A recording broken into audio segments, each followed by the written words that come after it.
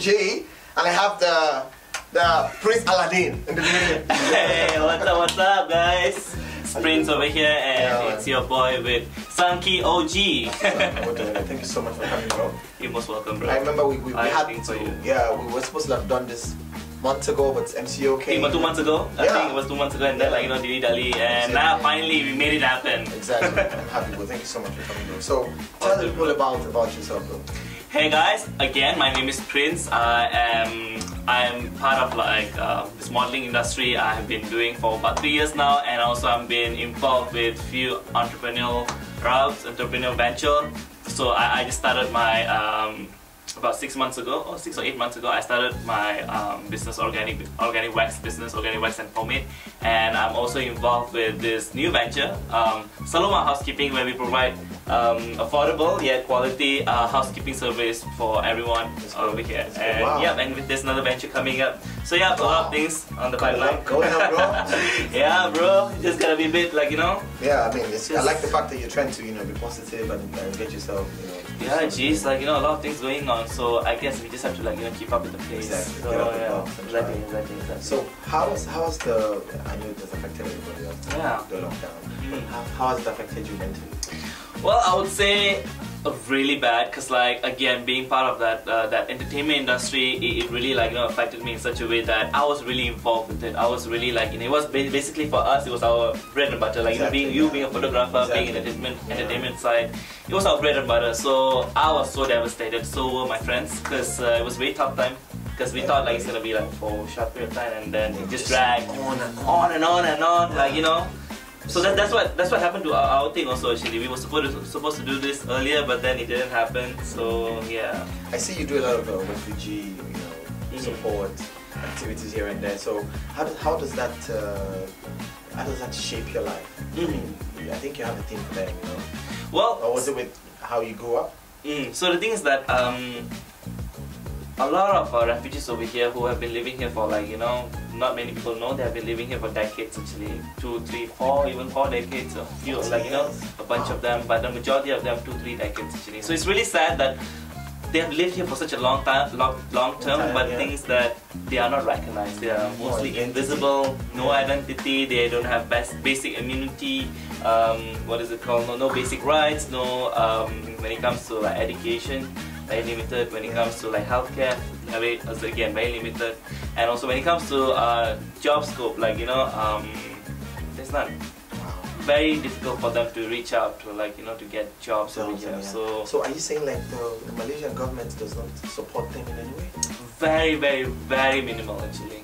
Well, the thing is that it's a relatively large group over here of refugees. Well, the majority of them come from Myanmar, Somalia. Now it's a lot of Somalis. There's a lot of Sudanese, Palestinians, Syrians. So it's a big chunk of them.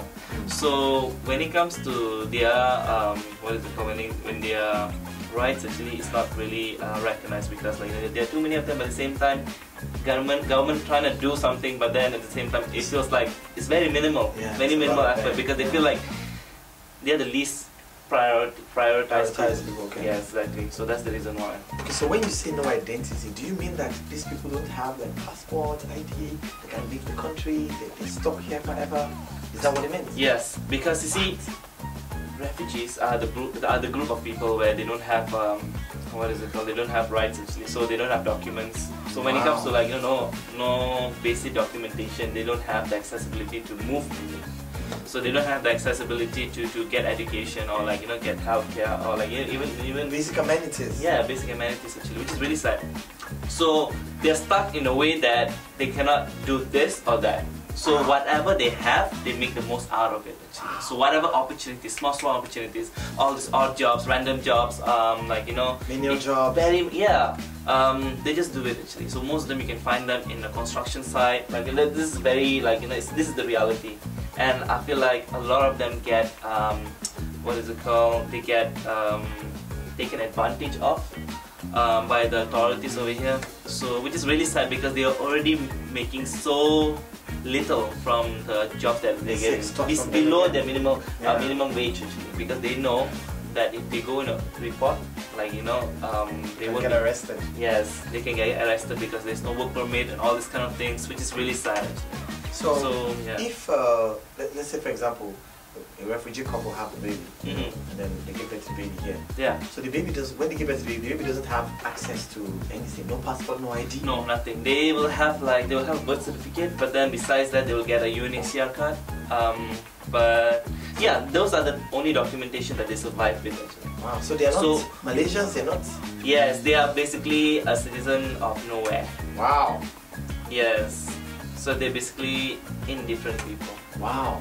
Yeah. Wow. Yeah. Bro. So which is really sad because they have been living here for such a long time. Some of them some second, third generation over here. So and yet they have been living in such a way that they cannot get any of these rights, even the basic rights. So yeah, at the end of the day, a lot of them question themselves, what are we doing over here? Is there any growth? So some of them even give up on on thinking about future goals, ambitions, more survival. Exactly, they go on a very survival mode. So means whatever they earn today, they just live for today and feed their family. They don't care about what ambitions that they can they can pursue. So yeah, that's sad. Exactly, tell me about it. So there's a lot of them like that, living like that. Yeah. Well, I mean, I hope that eventually the government will be able to do something sometime in the future. Yeah. I mean, that's what we are looking. At least for them to get identity, bro. Yeah. At least. That's what we are looking for right now. But then again, for things to happen like that, that will take more time. Okay. So, bro, how do you balance all this, NGO engagement with promoting? Because your face is everywhere, bro. How do you balance that? So again, I have to make my time actually, because previously I was more involved on the entertainment industry, so I was working a lot, but at the same time, working on the charity side, working on the refugee NGOs, all this kind of stuff took a lot of my time too. So now what I do is that since I don't really get involved in the entertainment industry, so I have a lot of my time devoted to these groups where I can get involved in. So it could be B40, it could be like the refugee groups. So I try to devote my time a lot over there. So what I do is that I work a lot. I work closely with Paint the World, NGO run by Aziza. Yeah. So I get involved. Yeah. That's my friend. My friend. So yeah, we get involved a lot with these communities. So we reach out to a lot of them. We try to help, try to support them in any way possible. Be it with food, clothing, all this kind of basic things. So besides that, we have a bunch of other friends who try to who try to support and try to donate as much as they can. So it's a very it's a small group, but with maximum effort. We try to reach out actually. So yeah, that's impressive. Yeah. So Mr. Prince, how do you cope with the girls? A lot of girls like this dude, oh, bro. Come on. They're always asking every time, So how do you cope, bro? All right. They all want you, bro.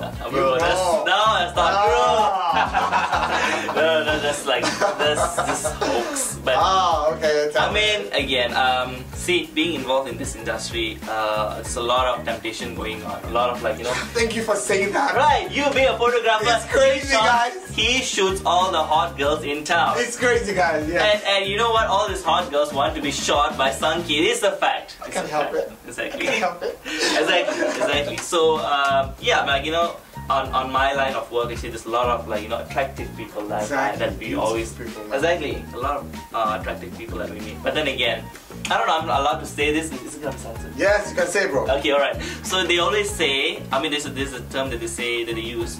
Do not eat where you shit. So do not eat where you shit. Yes, I got this right. Okay, all right. You don't. Yes, you do not eat where you shit. Right. So it's best not to get involved with that. People in the industry. People in the industry. Yeah. People who you work closely with. Exactly. Because if anything goes wrong, boom. It's just gonna spread so bad, and just one, it's gonna affect your reputation. Second, that thing will affect your job situation. True. So best not to get involved in that. I mean, no matter how how tempting it is. So if you notice, a lot of celebrities they would rather date with someone who's outside. Yeah, you see a lot of celebrities they want that because they know they'll be out of that limelight. Yeah. So how was growing up for you? Tell us briefly about that. Family, was your dad around? Was your mom around? Yep, they were all around. So I was born in Penang. I was born in 1995, but yeah, I mean, I was born in Penang, but I'm raised in KL actually. So I pretty much lived like 5 years of my life in Penang. Well, that was a very the place that I lived in. It was a very isolated place because again, my dad worked at the construction site. My mom was a housewife back then. I mean, yeah, she was working all sorts of odd jobs. Yeah. So I grew up over there right until the age of 5, and then we moved to KL. The thing is that we had to move to KL because we had very limited opportunities because we were very isolated from the locals. It was just us and then like a few other families. So some of them like we were living in containers, by the way, like all the shipping containers.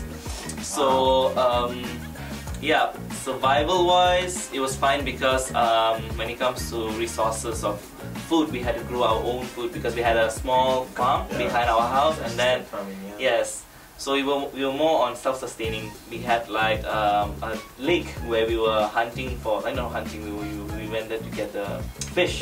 Yes. Wow. And we grew, fresh. Fresh. And then we had in front of our house we had this chicken that we we breed. So a lot of them. So food-wise, again, it was self-sustaining. But when it comes to like growth-wise, when it comes to like accessibility, it was so far away. So again, my parents made the move from Penang to KL because they wanted us, me and my sister, to pursue our education because they really believed in that. It was a huge move, big leap, but again, you had to take this kind of leap with you so that life would bring you to a better direction. Sure. Yeah. So if you had a magical power, what would you want to change about yourself? Oh, myself? Yeah. Wow, that's just one thing, bro. One. About myself physically or? Everything. It can be physical, it can be emotional, it can be spiritual, anything. Wow. One thing. One thing about myself. Oh my god. You tell me, bro. One thing. I have to think about this. I never thought about this, but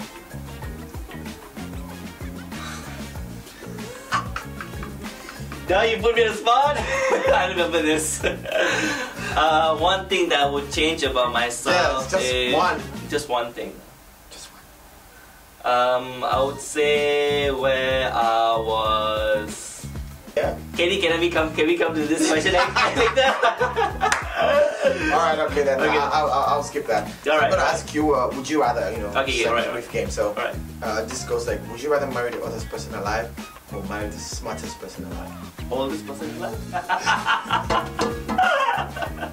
Alright, let's go. Let's do this perfect. So would you rather marry the hottest person alive or marry the smartest person alive? I would say the smartest person alive because I feel like with that I can, work together. I feel like at the end of the day, you can I mean, I want to go to, for now, and then like at the end of the day, we all gonna go to a point where like, right, right. Okay. Okay, would you ever have to wear sweatpants for the rest of your life, or never be able to wear sweatpants again? There was a time that I used to love sweatpants a lot, so I think, I'll go with that. I'll go with sweatpants actually. So yeah. Okay, would you rather invent a new gadget or discover a new species? Species? Yeah, like a species. Gadget, of course. Yeah, species. Not really Would you rather share your house with your family of rats or live? No, let me go back. Let me try that again. Would you rather share your house with a family of rats or live with your parents forever? Live with my parents forever. Would you rather share your house with a family of rats? Okay, or live with your family forever? Live with my stay together with my family. I stay together with my family, obviously. Forever? Forever, I would. Yes, I know it's gonna be hard. Alright, Fight hard sometimes, but yeah. Alright, would you rather know all the secrets of space or know all the secrets of the ocean? Space. Wow, I love space. For me. I have sea phobia. I don't know, water phobia. I don't know whatever it's called. Because I just don't want to know what's inside it actually. Some things. I really want to know what's under the ocean. Under the ocean? Really? Down. Really? Yeah, I'm really scared of those kind of things, like those kind of like weird creatures. I would rather discover aliens than discover all this. Yeah, on from Mars, there. Would you rather have legs of a frog or head of a fly?